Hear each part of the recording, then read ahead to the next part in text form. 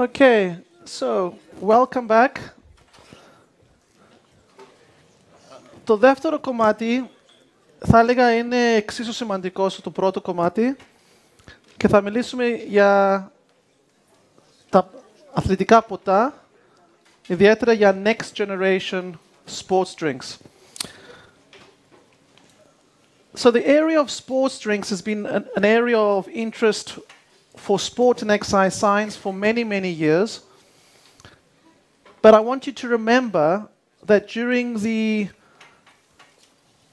first Olympic Games in modern times, drinking water or drinking anything was considered a bad idea unless it was allegedly, as Spirits Louis did, maybe drank some wine. But in the 1970s, so before the 1970s, the idea was that drinking was a bad idea. Drinking was toxic. After the 1970s, things changed. It became drink as much as you can. So one extreme to another extreme. Toxic, drink as much as you can. The end result of drinking as much as you can, like in everything in life, too much of everything will kill you. Drinking too much ended up killing people. And I'm not being facetious, I mean killing people. People die, and you may have heard of this club in America which challenged the young people in the club to drink, who could drink the most amount of water, and the young lady died. She died from hyponatremia. The suggestion by Professor Tim Noakes from the University of Cape Town, and I should acknowledge University of Cape Town because both Mersha and Sean are PhD students at the University of Cape Town, so we thank them for their support of Sub 2. So Professor Tim Noakes, who headed that lab for a very long time, wrote to explain what happened in the 1970s was the introduction of the industry, and in particular, we won't talk about the names of the companies, but the introduction of a big company that became one of the powerhouses of the sports drink market. And the idea was they wanted to sell, and therefore selling as much as possible of a product was a good idea. But keeping in mind, what was in the product? The product was sugar water. So when you buy these sports drinks, remember, you are buying water with some sugar in it. Okay? So when you pay your €3, this is what you are buying. We're not against sports drinks. Clearly, they've played an important role. Later on in the process, in the 1990s, early 2000, things changed again. And that's when I think a lot of the work we did in Ethiopia and Kenya really also played an important role to change the practice of drinking. It became better to drink to thirst, drink to how you feel, and importantly, as we said before, test what works for you. And my prediction is going to be in the near future, it's all going to be about the individual, not the average. We don't care about averages, we care about the individual. Anyway, so we and others came up, and the recommendations by the American College of Sports Medicine and other organizations was drink to thirst and prepare your drinks depending on the conditions you're going to face. If it's cold, if it's going to be hot, if it's an endurance event, if it's going to be a short event, how many times you're going to compete in a day or whatever. For today's presentation as a demonstration, maybe next year we can do something different, we're going to focus on the marathon. Why the marathon and why drink? Why sports drinks? Well, in the early part of my career, when I was a PhD student, my PhD was on how could we prevent the limited amount of fuel that we have in the muscle lasting for the duration of the marathon, for example, which is 42.2 kilometers, which is too far for the fuel tank to get us to the end. So what can we do? And the idea that we did for my PhD then was also based on some animal work in rats and mice, that if you feed a rat or a mouse fat, it uses the fat very well and makes the tank last longer. It was a nice idea, but humans are not rats. And there's been a lot of literature on trying to spare the carbohydrate tank, and the carbohydrate tank, the scientific term is glycogen or glycogono. So how can we delay so that tank can get us to the end of the race, whatever your race is? But when we start thinking more about the usage of fuels, carbohydrate and fat, we also realize that maybe we were making a big mistake. Maybe we don't want to spare carbohydrate. Maybe we want to use as much as we can, as quickly as we can. It sounds like a contradiction. Why? Well, the notion is that if you're burning carbohydrate versus fat, carbohydrate is a more efficient fuel. The oxygen cost of burning carbohydrate is less than the oxygen cost of burning fat.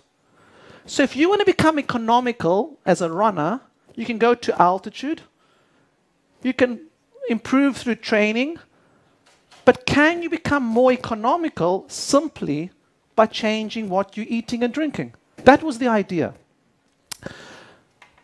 And we thought that's a simple way we could try and apply this to the marathon running, because if we can make our runners more efficient with fuel, wow, we've achieved a big goal. And I was married to a pharmacologist who was telling me that for many, many years, and it's been known by the pharmacological industry for a long time, that a lot of drugs are encapsulated for delivery depending on where you want to deliver the drug. And ourselves and a partner company that we worked with eventually had an idea to try and create a modern next generation sports drink that was really much more clever than sugar water. Because the problem we have, another problem we have, is that the stomach and the GI system does not want to have too much sugar in that environment. So you can't take a big amount of sugar or carbohydrate in the stomach and water at the same time and do sport or run a marathon, whatever, because the stomach doesn't like that. The sensors in the GI system determines there's a lot of sugar, carbohydrate, there, a lot of concentrated fluid, and it draws water into the stomach. And the end result, and some of you must have experienced this, or if you haven't, try the experiment at home. Drink 20% or 30% carbohydrate and go for a jog. You'll get diarrhea and you'll vomit. So don't do it. So how do you solve this problem? We thought, well, could we come up with a solution? And so what we're going to show you in this practical is the theory behind what we did. And then we have a real treat for you. We'll get you to try and actually see what happens to the drink when it hits your stomach, how it may work, and then you can even sample the drink. We are not trying to advertise the drink. Sub to myself, we don't get a penny from this. It's just to show you the power of innovation, trying to come up with solutions to problems by thinking out of the box. So let me get started. So we were interested in the marathon, and just let me indulge for a few moments with you on the Sub2 project. Its origins are really back in 2007, but we launched the project properly in 2014 because we wanted to try and do something that was considered humanly impossible to do. A human, we were told, cannot run a marathon under 2 hours. And at the time we launched the project, people thought this crazy professor and his students trying to break the 2-hour barrier. What ridiculous notion. But this was, and we'll talk a little bit about it tonight, was and is an anti-doping project. I wanted to convince with evidence the coaches and the athletes that were cheating that innovation, science, medicine can be a fantastic alternative to drugs, which is really the theme of what I'm doing. And so we wanted to do something that was considered crazy, because then you can convince. That was the idea. So it became no longer when it could happen, but if it could happen, but when. And depending if you extrapolate these lines, the idea was it would happen in 2035 or happen in 2020. And as I said to you, when we launched the project, there was no belief beside our group, even our athletes, even when we launched the project with Haile Gebrselassie, I don't think he really believed it. And certainly with Kenenisa, when we were talking with Kenenisa, he didn't believe this possible. I've put on here the recent world record, which in one sense is indicative of the fact that we've already, by launching this project in 2014, have influenced the field. Because the times have got faster and actually now approaching this line here. And when we launched the project, the idea was that the 2-hour barrier would be broken by 2020. And I still believe that is possible. So just for a few seconds, let's watch the last few meters of Eliud Kipchoge's recent world record.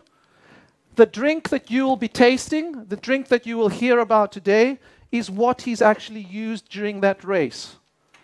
But please don't get the wrong impression here. He didn't break the world record because of the drink. And secondly, this is not the gray area. This is not drugs. This is not anything like that. You'll see, we'll discuss that. It's innovation.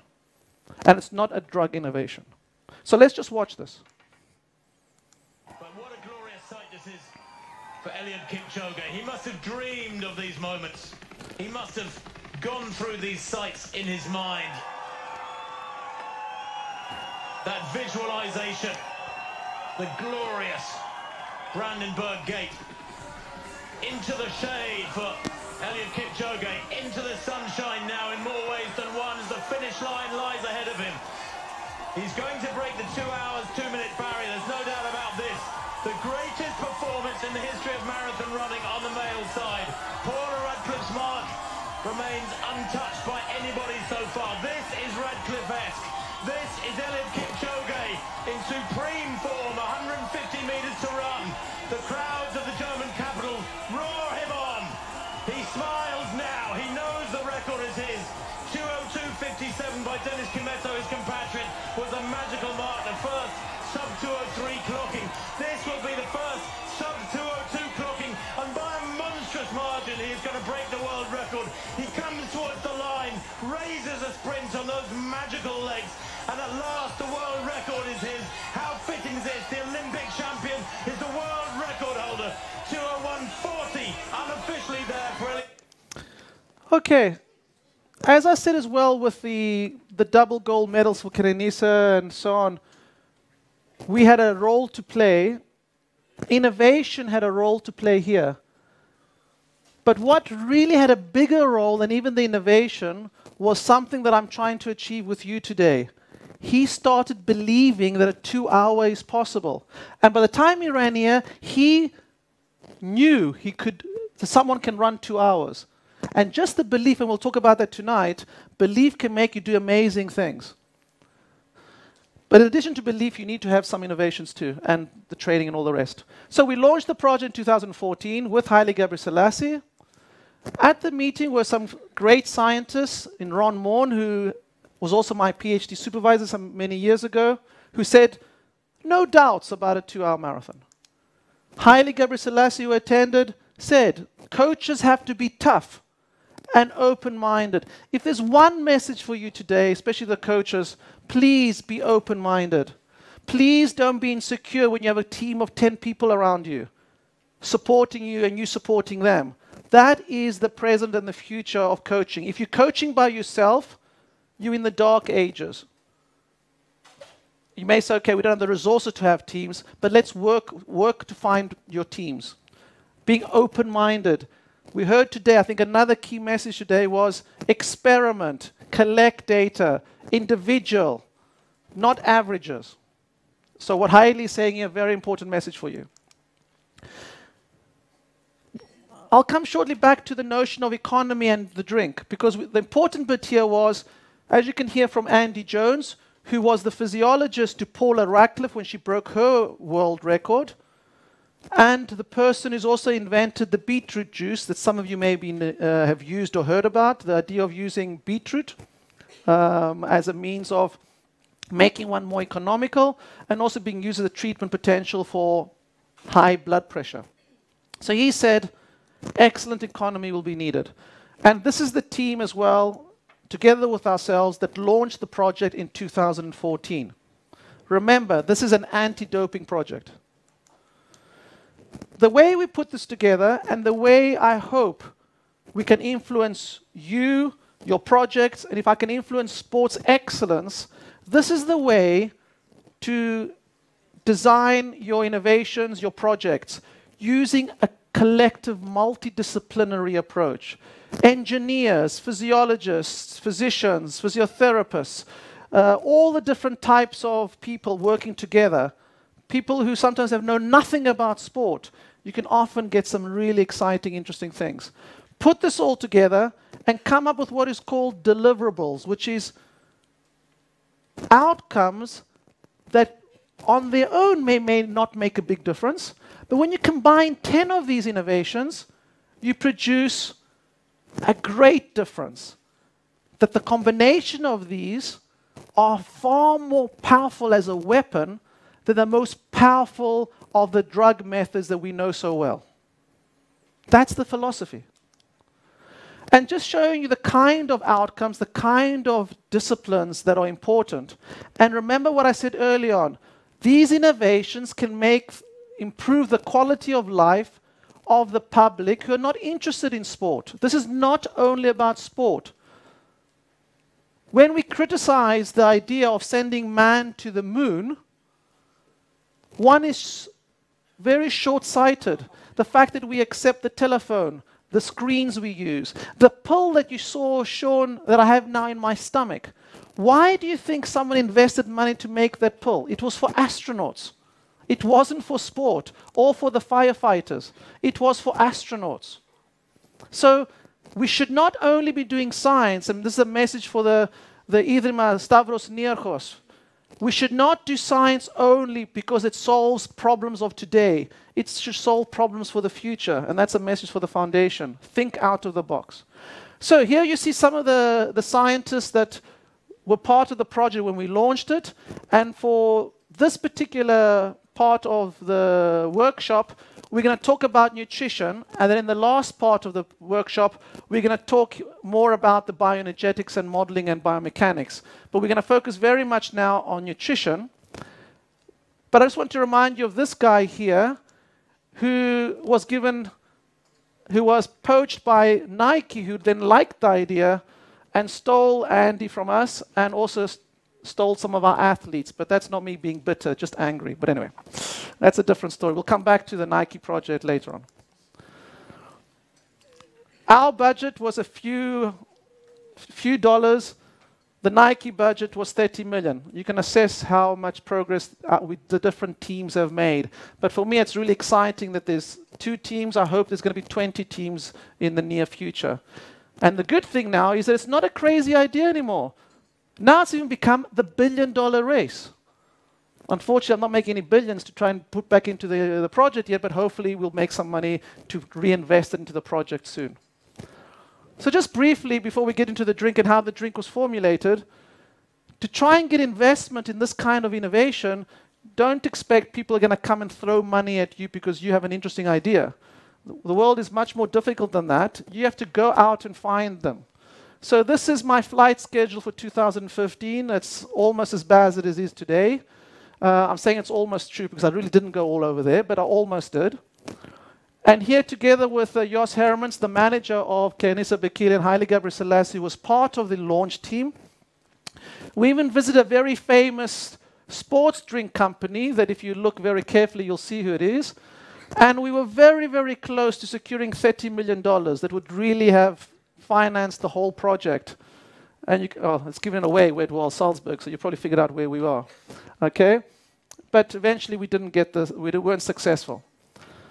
But then the most unlikely avenue produced the money.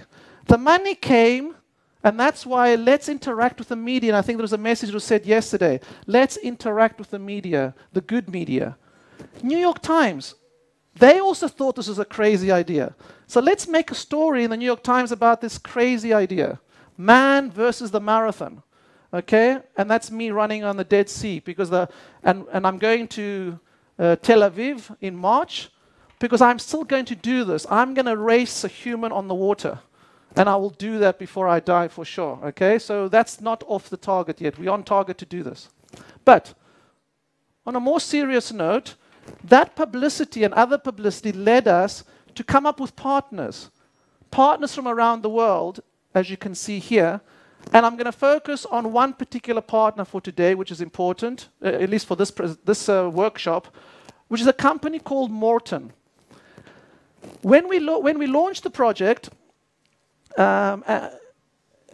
this company was a startup that had just started with an innovation developed by a triathlete. The triathlete had always noted that when he was eating his gels, or ingesting his gels when he was training and competing, his hands would get sticky, and therefore it became uncomfortable for his bike and whatever. So he purely wanted a solution for the stickiness. That's all he wanted. And like the example that you heard before, he was also aware of the encapsulation aspect, where you encapsulate either a drug or you can encapsulate food. Any of you like myself who love food and love Michelin-star restaurants, which I do when I can afford it, a lot of the food now is encapsulated. You make incredibly interesting foods by encapsulating food. He had the idea, so it wasn't a sub-2 project idea, it was his idea, to encapsulate fructose and glucose so that his hands wouldn't get sticky. That was the idea. And to be able to provide this carbohydrate. And that was his invention. And this is a real story, and those of you here last year would have heard the story, so I apologize for saying it again. After the publicity of all of this, I was getting thousands of emails, and I wasn't responding to them because there's too many to respond. But this company kept persevering, and don't ask me why I had my phone in my bath, but I was in my bathtub, and I picked up the phone, and this guy says, "Please, Professor Pitsilas, can we talk?"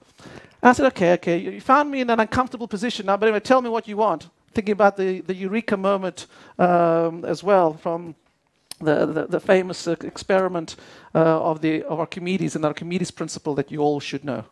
The crown, the gold, you all know that, remember that. Anyway, so I said, okay, just tell me, what do you want? He told me about this encapsulation, and I didn't run through the streets of Eastbourne where I live like Archimedes did, but I did jump up saying, wow, this is amazing. Do you know what you have? He says, yes, we have a non-sticky gel that we can do some amazing things with. I said, yes, but do you really know you can have a fantastic next generation sports drink?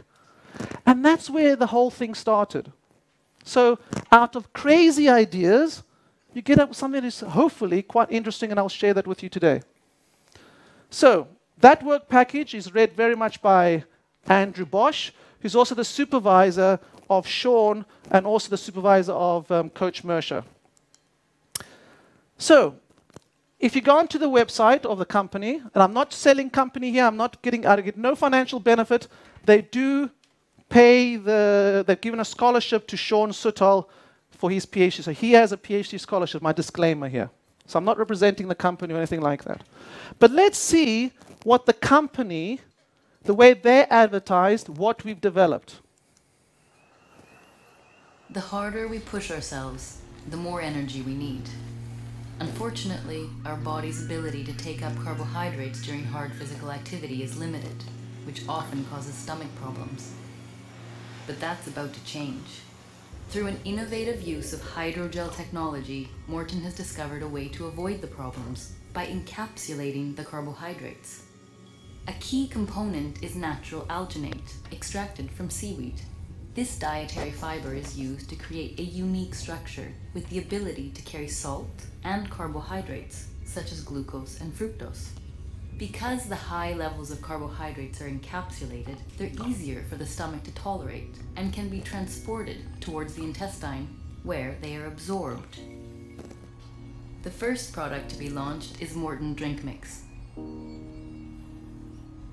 a pH-sensitive liquid that after intake converts into a hydrogel in contact with the acidity of the stomach. And it contains no added flavor, preservatives, color, or acids. The next generation of sport fuels has been developed together with elite athletes, and Morton is now working closely with several international research initiatives to further explore the future of sport nutrition. Okay, so I'll pass over to Sean, who will just tell you a little bit about what he's doing, and we'll do a short little demo for you. Sean. Thank you. And so can we pass Speak slower. can we pass the drinks around, please? So you're all going to get a sample. When you receive the small little shot glass, if you want to use a better term, please don't do anything to it yet. Just hold it and don't drink it or anything like that. Just have a look at it. Exactly. So while that's happening on, I'll talk a little bit about how the product works. And yes, two. Huh. Yeah. Yeah. Take 2 shot glasses. You need the 2 glasses. Don't do anything yet.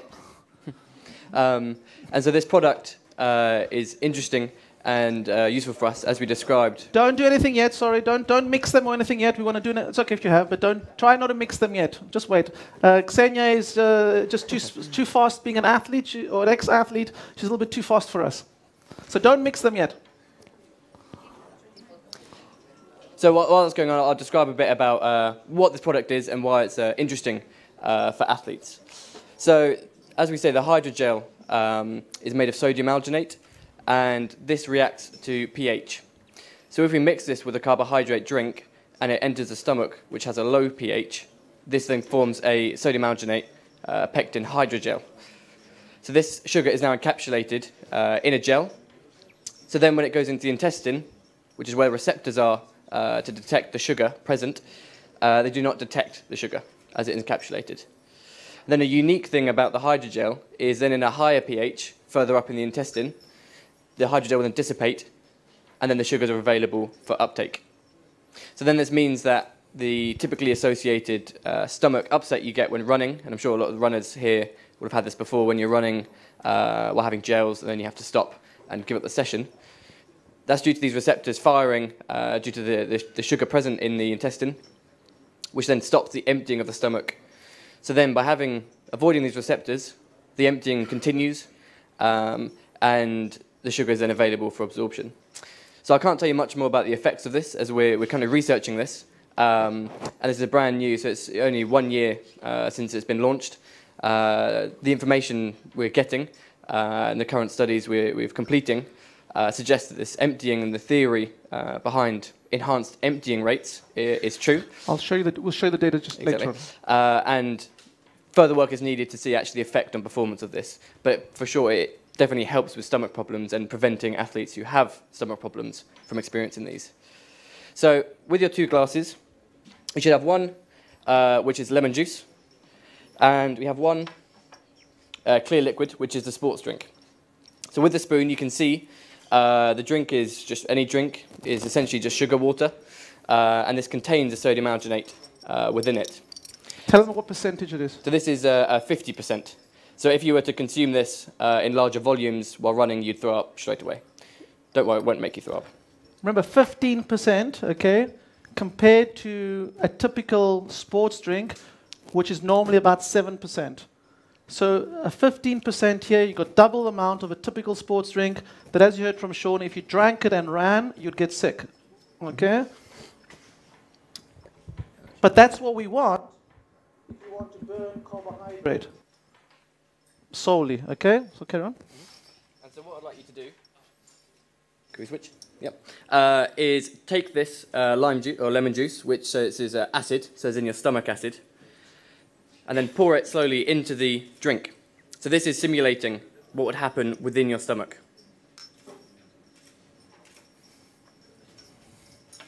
It's purely acting as the gastric juices in your stomach, okay? That's what we do. Just pretending now this is happening inside your stomach, all right? And you'll see quickly some kind of a gel forms, and is much more viscous within the solution. Like a jelly. It looks like a jelly or honey. Yeah. Can you see it? It just drops. You So see? this is what happens inside of your stomach when you drink this. Obviously, you don't have lemon juice in your stomach, but it's fairly similar. And remember now the glucose molecules, the fructose molecules, are being encapsulated by the gel, and therefore the sensors can't see them. And we call it the stealth drink. You know the stealth bombers that can't be detected by radar? It's the stealth drink. It cannot be seen. And it can then release your package that you want. And at the moment, we talk about glucose, fructose. Theoretically, we could add any nutrient we want. We'll talk a little bit maybe about supplements. Which supplements work? Maybe caffeine works. It does. We can add that, for example, or whatever we want. We don't want to give all our secrets away today. We want to keep you something to come and see next year. And so the good thing about this demonstration as well is lemon juice, sodium alginate, pectin, maltodextrin, fructose, and sodium. So it tastes pretty good as well. So you can all try. This is what our elite athletes are drinking on a daily basis. Συνεχιάσας. Yamas. Okay, thank you, Sean. Thanks for that. Now, you would have tasted the lemon there, okay? Normally, it wouldn't taste of lemon, because we're pretending now the lemon is your stomach juices, okay? The beauty of this drink as well is it has no taste. It tastes nothing, okay? Because it doesn't have any flavoring, and we don't want to put flavoring in. Because if you're drinking a lot of the stuff, you don't really want the sweet taste in your mouth, although keep in mind of the literature that says that there may be some central effects at the brain level by having the sensors in our mouth actually detect the sugar in the compound that you may be drinking. So there may be some sense as well that from our mouth we also get some benefit from a drink, and it may be even bigger in this particular case because it's not encapsulated in your mouth. So here we're getting the benefit of the central effect on the brain, because you may be aware of the studies that show that just by putting the drink in your mouth, moving around and spitting it out, there was performance benefit. So maybe by having 30%, because that was actually 15%, but I'll show you just now what we did with much higher amount. Maybe we can have a great central effect by using this drink as well. But that's the kind of the studies that we are doing at the moment. All right. But come on, let's be scientists. Let's all be scientists for the next hour. This sounds crazy, like the sub-2 idea. Does it really work? Sean suggested there, gave some reasons as to why he thinks it works, but he was also being a good scientist there because he said the only thing that is 100% sure, and the only thing we are 100% sure is that if you're a person who has a sensitive stomach, and when you drink, you don't feel well, you get GI problems, and I'm not going to mention the name of the athlete, but there's a winner. He's a gold medalist, he's a medalist as well in the Olympics, in the marathon, who doesn't have breakfast before the major marathons, including the ones that he's won. So he's won major marathons by missing food from the night before. Imagine if he knew about this drink at the time, or even now, what he could do if he had breakfast. Because we know after a night's sleep, your tank is partly empty. You need that breakfast. So the only thing we are 100% sure is that you get the carbohydrate, and if you have GI problems, you will not have GI problems here. Because, as I said, the stomach doesn't know it's there. But we wanted to also have a look what happens if we gave it to athletes during competition or during training. And together with a very famous producer called Alex Gibney. Some of you may have heard of his work. He's an Academy Award director. He was fascinated by the warfare between myself and the most famous shoe company in the world, which name will remain unnamed. and he wanted to document this war between us. And he came out to Kenya to see what we were doing. And at that time, we were doing the first experiment to test, and you're not going to hear wrong here, this is the number, to test a 30% carbohydrate drink, 30%, which is many-fold greater than anything else that had ever been used. But remember, more isn't always better. But what happens if we gave 30% during a training session? As it happened, and by the way, think of the previous session, we talked about altitude training, and also my comment about coffee. That most likely the coffee we're drinking is from here, and most likely this could be some of this is actually the tea plantations here, okay, in the Nandi Hills of Kenya, where we do a lot of our training. And for the athletes in the audience, or those who want to send athletes, I can't imagine a better place to train than this. Not too high, at least for a first visit, about 2,200, 2,300, but less than that, but a beautiful place to train. And this is where we wanted to test the drink. So 30% altitude, and also by coincidence, and also because the journalists wanted, and the crew wanted to film, and there was so much work to do to set up the filming, it happened to be in the middle of the day, the hottest time of the day, which made me feel very nervous, because now we're giving a 30% carbohydrate during the hottest time of the day, and we're being filmed. I mean, you can't think of a worse scenario than having those three combinations. So if you hear my voice being strange, it's because I was very, very concerned. Watch what happened.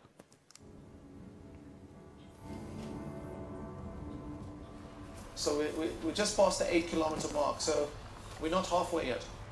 We started off with about 20 runners. Now in the pack we have about 15 of them, so we've lost about 5. With any long-distance run, there's a race within a race. How do you deliver enough carbohydrates, which the body converts to energy, to keep a runner performing at top speed for as long as possible? We're witnessing an experiment that's never been done before. Instead of having the typical Gatorade sports drink, which is one of the top drinks up until now, today we're providing for the first time a 30% carbohydrate drink. There'll be disbelief that we gave a 30% carbohydrate solution, because if you have anything more than 7 or 8% carbohydrate, typically what that does, it draws water into the gut and causes diarrhea and vomiting.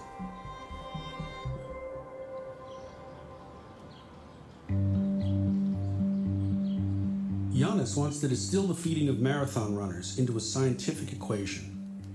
He has begun working with a Swedish drink company to find a way to fool the digestive system into ingesting more energy than the body can expend. A typical sports drink today would be 6% carbohydrate. The drink that we are preparing here today is 30%. The idea being that more carbohydrate that you have available for the muscles, the better people will perform. So you saw the experiment in terms of in the field. We gave 30%.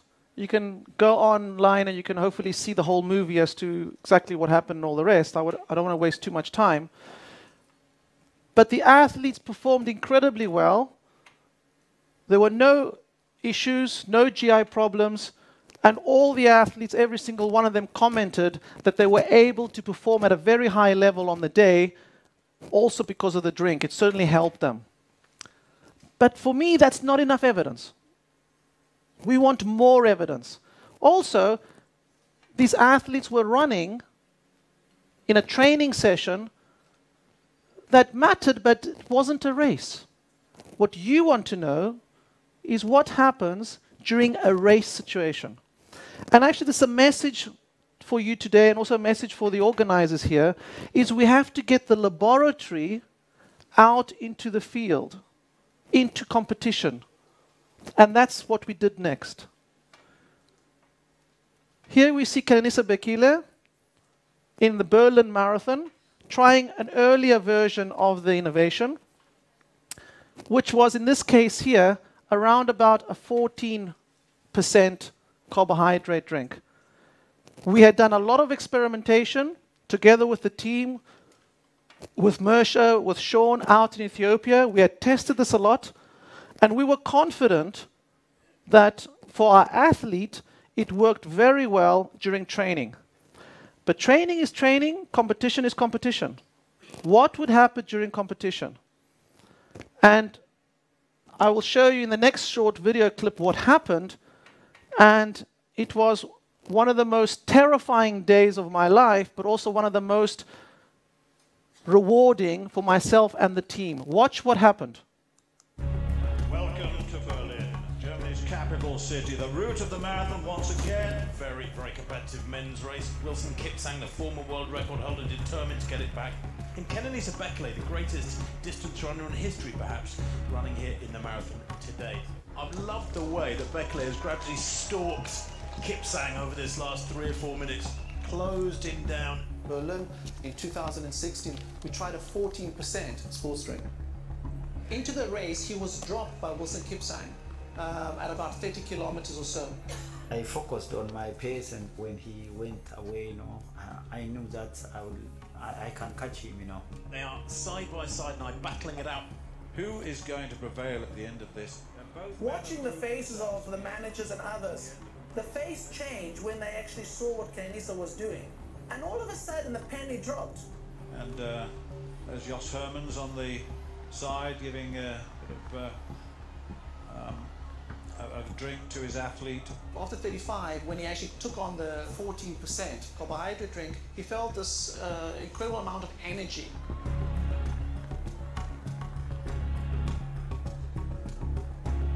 This Bekele is getting away. This is an astonishing piece of... I'm sitting in this car here. My face is against the window. I'm terrified. Sustain this. that stage when I passed him before 2-3 kilometers, no chance for him. Isn't this remarkable, the unleashing of the full power. He's powering away down this long straight, 55, 56, 57, he's inside 2-3, 2:59, wow! What a performance by Kenenisa Bekele, the fastest time in the world this year.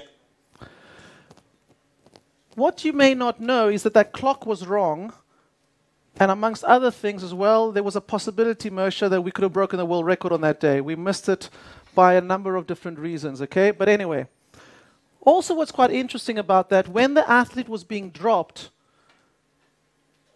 the manager, who was also following on the motorbike, came to the vehicle, the white vehicle you saw, and knocked on my window.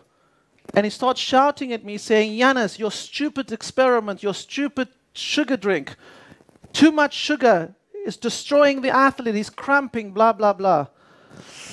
What do? Athletes have only a few marathons in their lives. He was well prepared. Mersha prepared him well. This experiment was going wrong. I called Sean, who was in the tent with the team. "Sean, what's going on?" His response, "Yannis, no problem. He's looking worried. He's a bit worried only because he couldn't get to the drink. There's no problem." And the fact that he was being dropped at that point was because, I don't know if you noticed, he was wearing the new, at that point, Mayfly Nike shoe, which he had received only a few days before the competition, with the carbon fiber plate, which will be part of the next session. And it changed the way he was running.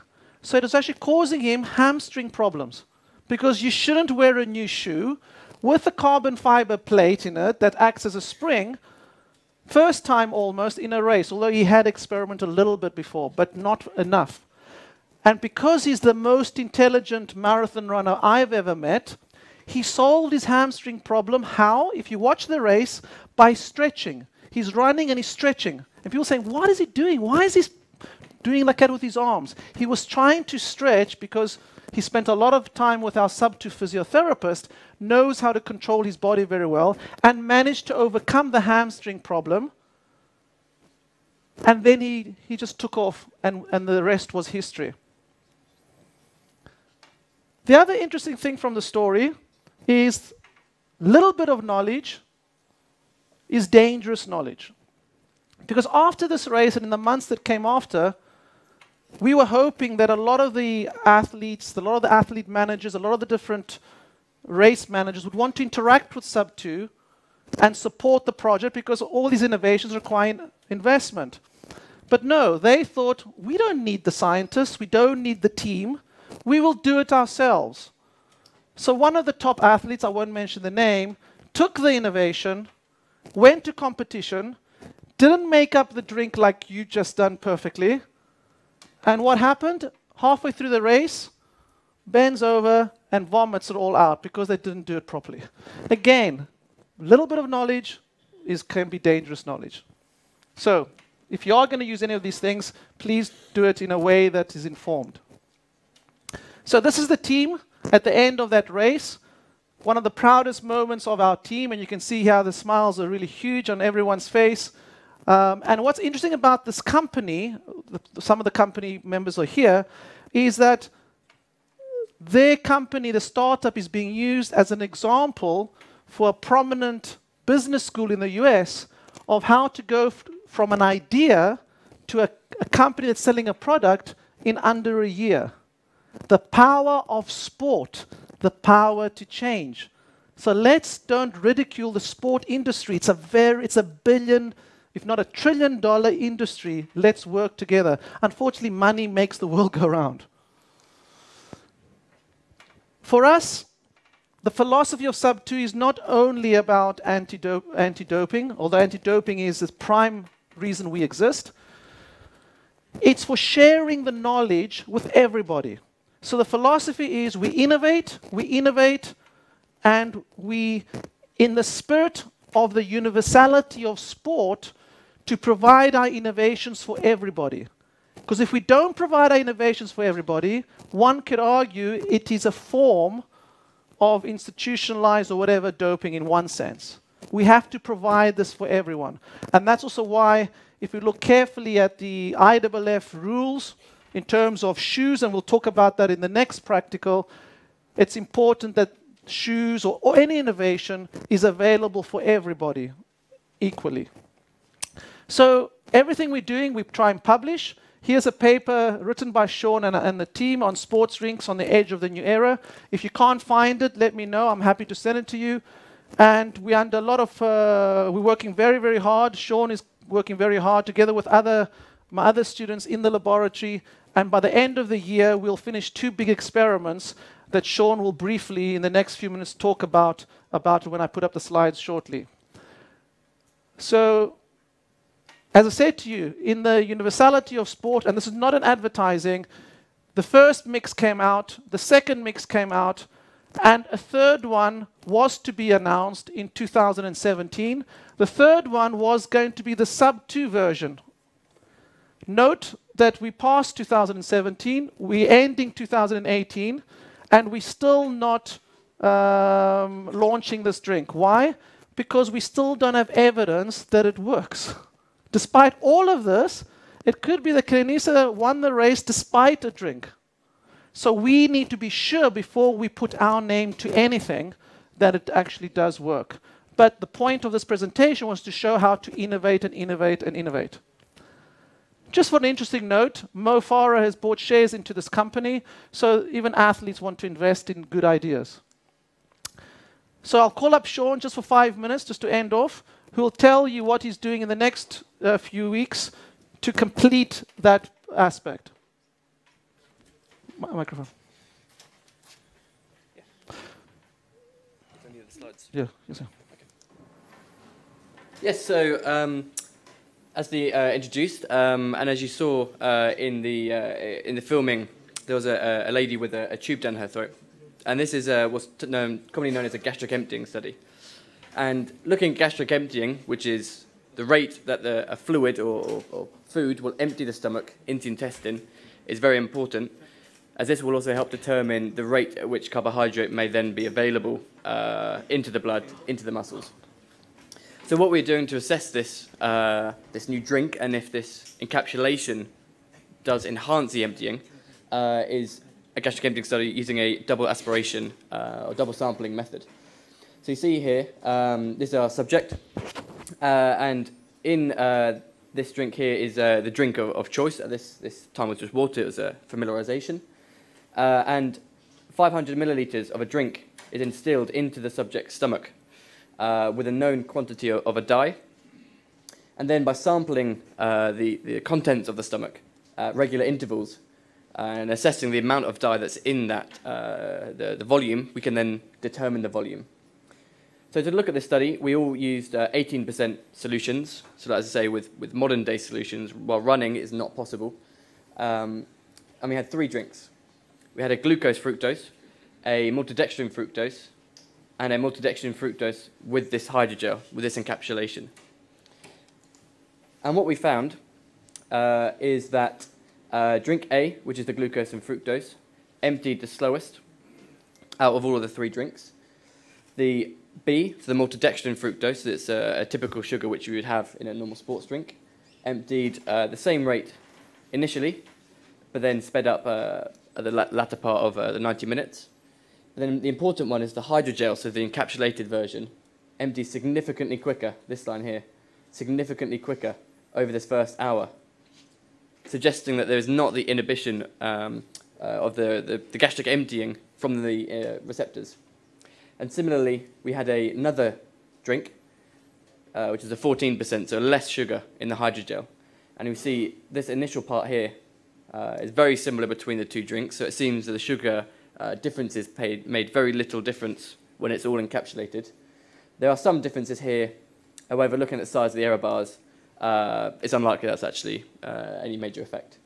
So, in conclusion of this data, suggests that this encapsulation significantly enhances the initial emptying rate, possibly suggesting that this avoiding the receptors in the intestine is working. And so now we've finished the study. This data, so I should say, this data is based on an N of 4, sorry. We have finished an N of 8, and the graphs look very similar. There's slight differences, but the theme between N of 4 and N of 8 is the same. So now we're moving on to another running study. And during this study is what's called a tracer study. So in this, we're providing drinks at regular intervals every 15 minutes. And within these drinks, we add what's known as a tracer. So that's a labeled carbon, which is different to normal carbon that you'd normally get in a drink.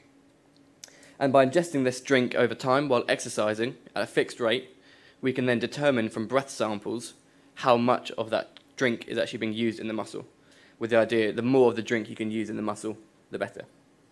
So in this study, as you can see, we're taking breath samples throughout, taking blood samples throughout, drinks throughout, and questionnaires regarding gut comfort and how comfortable they are. The drinks we're using is a water, so just a standard baseline, 70 grams an hour of a normal drink, so it's a drink as you could buy, a 70 gram an hour including a hydrogel, and then a very high amount of sugar, which is 180 grams with a hydrogel. And put it in context, this 180 grams is about 26%, so it's much, much higher than you could possibly tolerate during a running. So if this was not with a hydrogel, the athlete would 100% throw up on the treadmill. So the data on this is not available yet. We're still running through the study, and we hope to finish a significant portion by Christmas, and then by January, February should be the final subjects. So keep your eyes out and peeled on the publications. This should hopefully come out soon next year. Thank you, Sean. Thank you very much. And just to say that we've been invited to this very important event that happens every year, the International Sport and Exercise Nutrition Conference 2018 in Newcastle in December, where we'll be presenting the data from all the studies that you've just heard. So we try and make everything we do evidence-based and available in the scientific literature as soon as possible. And that's more for the academics in the room. And at that point, I'll stop this part of the practical or the lecture on this and open to questions. And I'm told by the organizers we have at least 5 minutes of questions, should there be any questions. Yes, if you basically put your hand up, when you get the microphone, just please introduce yourselves so we know who you are, or at least I know who you are. So there's a question here. Okay. Καλησπέρα.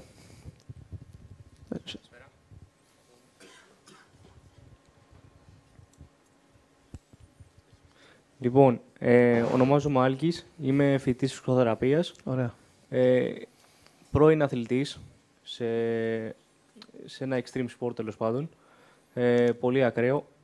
είχα πολλούς συναθλητές οι οποίοι χρησιμοποιούσαν τα energy drink για μία αλφα βοήθεια σε επιδόσεις τους, διάφορων ειδών, όχι μόνο μια συγκεκριμένη μάρκα, αλλά μετά γινόταν εθισμός, δηλαδή ήταν overdose.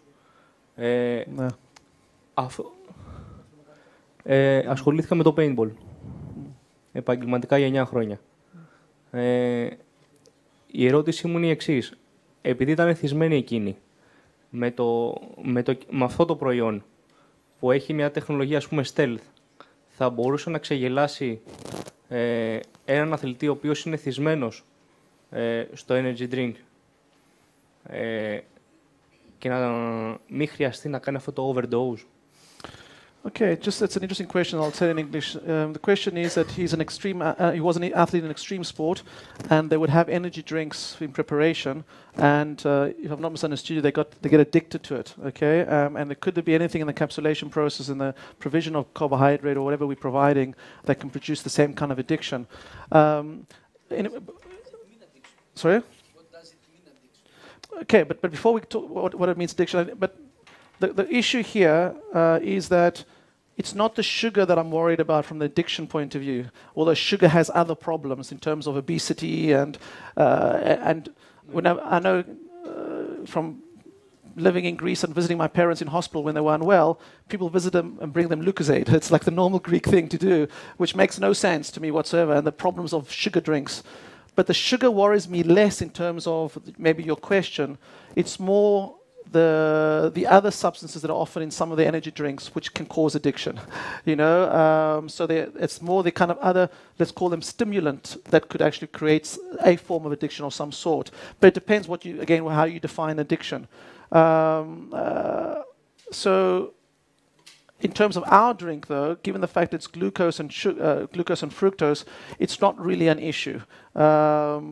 And I'd say this is not something that you would sip or drink every day all the time. It's only specifically when you're wanting to provide a lot, in this case, carbohydrate for a specific purpose. And it's not something that you'll actually be doing all the time, because you don't necessarily want to be giving glucose all the time. For example, there's I won't go off topic too much, but there's talk about periodization in terms of training. There's also very much interest in periodization in terms of sports nutrition. It could be, there's at least some groups, and I think maybe even here in Greece, they're working here on this, on trying to go from high carbohydrate to actually low carbohydrate diets to try and influence fat utilization in terms of producing kind of mitochondrial benefits within the energy system of the muscle. So it's not really an issue in this case, although I fully agree with you. And as a member of the International Olympic Committee Medical and Scientific Commission, we are very concerned of the damage that the energy drink industry is doing in general. So we have to be very, very careful and make sure that we are very clear on the statements of what a product does or what an innovation does, so it's not actually abused. Okay. Και μία ακόμα ερώτηση. Ναι. Είδαμε ότι το gel δίνεται και σε αθλητές κατόπιν αγώνα, ας πούμε. Δηλαδή θα μπορούσε να δοθεί. Κάποιο άλλο energy drink δεν θα μπορούσε, γιατί θα έχει παρενέργειες. Όχι, δεν είναι ιδιαίτερο ότι θα έχει. Δηλαδή, τα energy drinks, άμα είναι 5, 6, 7%, δεν θα έχει στον αγώνα, άμα το δώσεις, δεν θα έχει παρενέργεια. Απλώς δεν θα μπορείς να δώσεις την ποσότητα υδατάνθρακα που μπορείς να θέσεις να δώσεις. Αυτό είναι το delivery. Αυτό σκέψου σαν ένα delivery mechanism. Όχι, και είναι κάτι που είναι κάτι natural που φτιάχνεται στο φαγητό που φτιάχνουμε anyway. Δεν είναι κάτι φαρμακευτικό, συσκευασμένο, anything like that. Έτσι είναι το this. Okay. Άλλες ερωτήσεις? Ναι.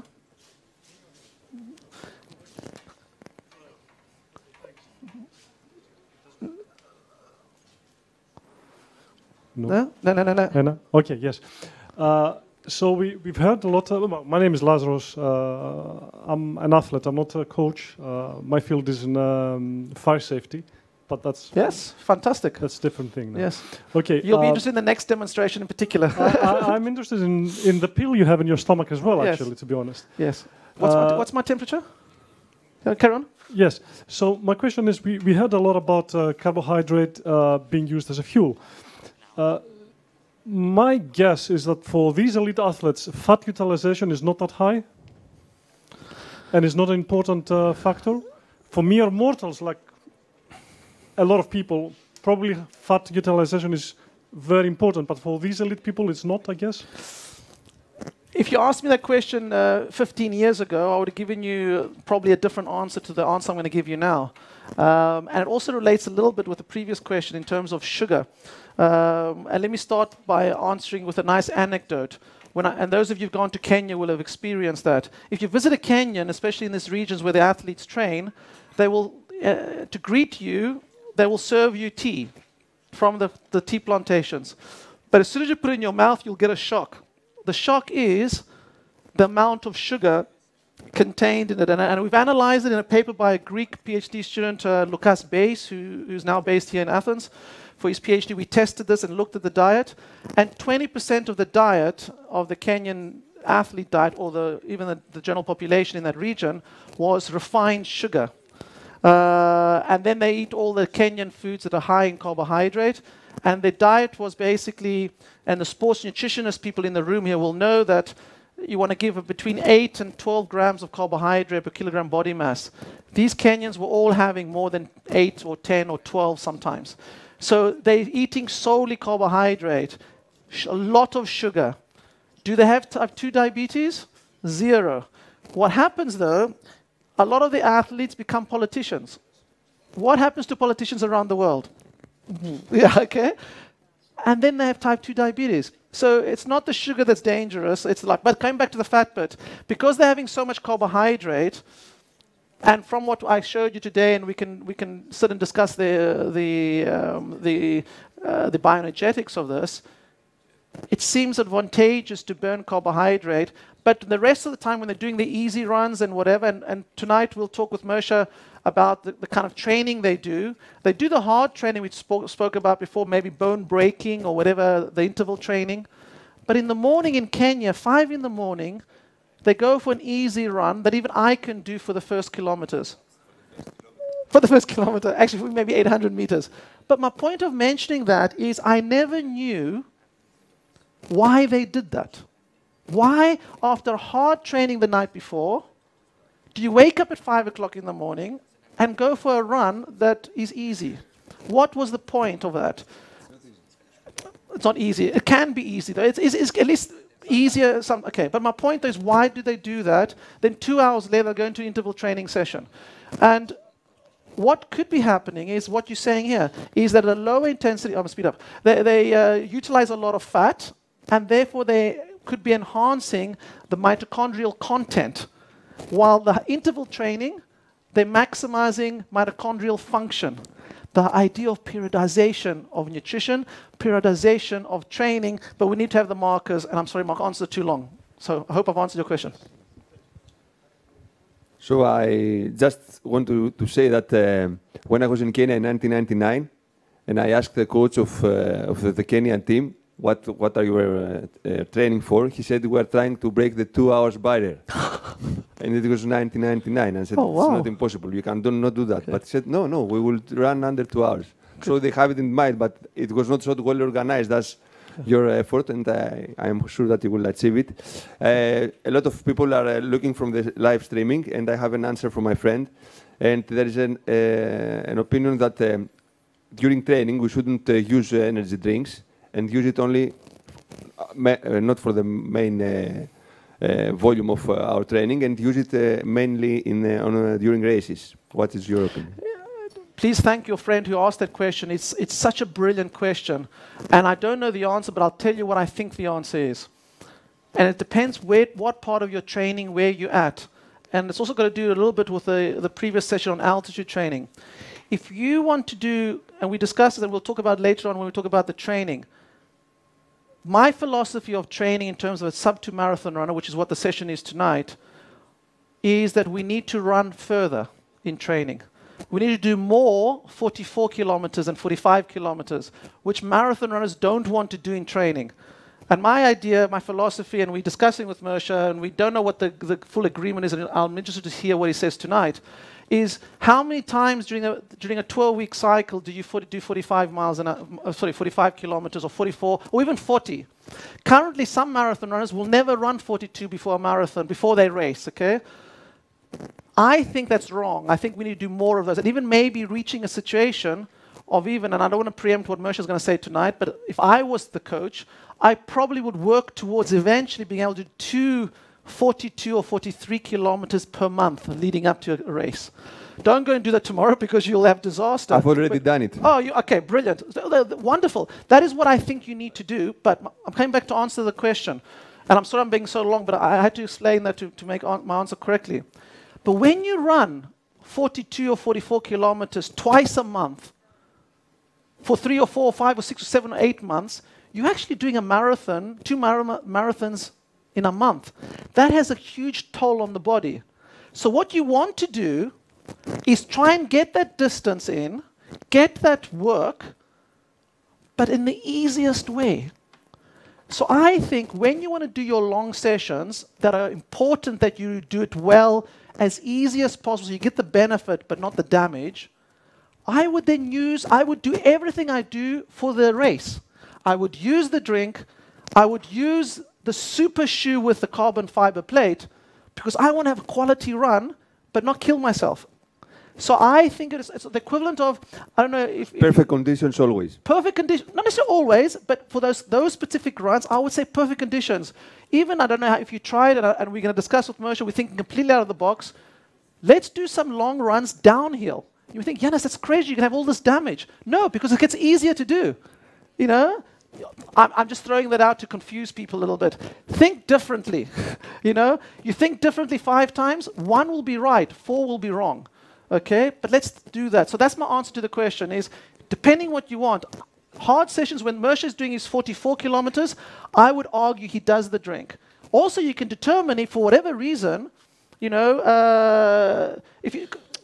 The athlete who doesn't normally drink in training, you sense who they are. And I'm not, the athlete I mentioned before that brought up during the race, because he never drinks during training, he only drinks during racing. And then when you measure how much he drinks, he's drinking 60 grams. He's not drinking. So for me, part of the long sessions is to teach your body to drink. Sorry, okay, I'm too long. Okay. Thank you. There's one more question behind there. Oh, there as well. Okay, sorry. Okay. There and then there, Daxi. Oh, and here, so okay. Hello, my name is Alexandros. Yes, Thank you for your presentation. I'm a swimming coach, so I want to know what is your recommendation for this product during the training, because in swimming we use training not far from 2.5 hours, and it's usually interval training. So, do you think that they are going to help the athletes, this product, during the training? Yeah, I would like to, if I can, rephrase your question only because it sounds as if I'm promoting a product. No, but I thank you. No, it's a very good question.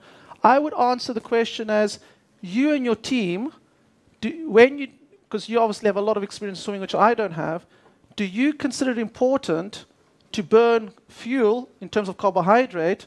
Is carbohydrate provision going to enhance your ability to do your training session? I would argue yes.